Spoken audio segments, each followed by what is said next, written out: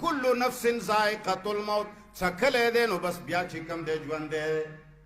څکلی دی مړ نه دی الله اکبر پلار دی مړ نه دی مور دی ولې کونډه ده د خدای بنده ژوندی سړی دی قبر کې بند کړی راوی بسه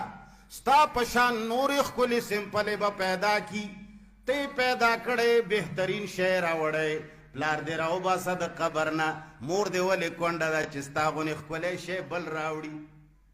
کسان ډېر شي مړه ستا غونې سمپلې چې ډېرې شي دا یو منکر حدیث منیر شاکر نومیږي د چنډخې غوندې بریتونې دي دی وایي چې په قبر کې ژوندی دی نو وایي مور دې ولې کونډه ده په ما یې اعتراض وکړو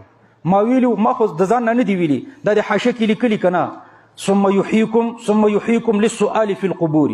بیا را ژوندي کوي تاسو د سوالونو دپاره چېرته هم را ژوندي کوي په قبرونو کې خو دم لیکلي لسو آیتونو کې راغلي اویا احادیث